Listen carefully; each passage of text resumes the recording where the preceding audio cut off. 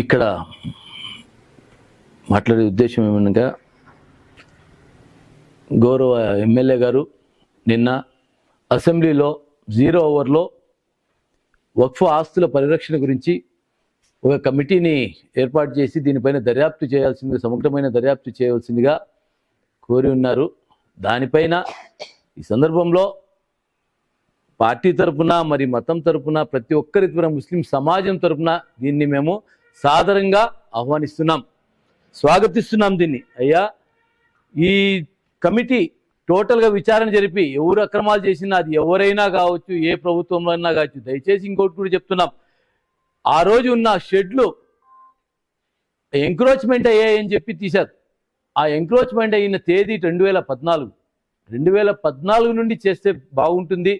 ఎవరు డబ్బులు తీసుకున్నారా లేదన్న దాంట్లో ఏమన్నా మిస్పాపులేట్ 3 crores అయ్యాయన్నారు. ఎవరన్నా సరే ఒక దేవాలయం సొత్తు కానీ, ఒక చర్చి సొత్తు కానీ, ఒక మసీదు సొత్తు కానీ ఎవరు తిని ఉన్నా కూడా వాడు పాపాత్ముడే. అలాంటి పాపాత్ముల్ని మనం క్షమించాల్సిన అవసరమే లేదు. అది ఏ కమ్యూనిటీలో కానీ, ఏ కులంలో కానీ, ఏ మతంలో కానీ.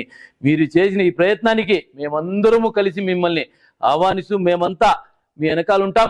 మీకు మీరేదన్నా మాకు వచ్చే ఆ కమిటీ కానీ, ఎవరన్నా విచారణాధికారి కానీ ఎవరన్నా కానీ మమ్మల్ని మా దగ్గర ఉన్నటువంటి సాక్ష్యాధారాలు కూడా మేము ఇస్తాం.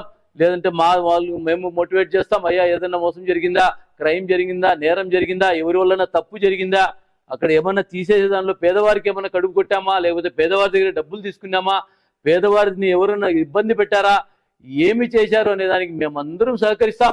కాబట్టి దీన్ని మేము ప్రత్యేకంగా ఆయన అసెంబ్లీని తీసిన దానికి ఆయన్ని మనము అభినందిస్తూ ఈ కమిటీని మేము ఆహ్వానిస్తున్నాం.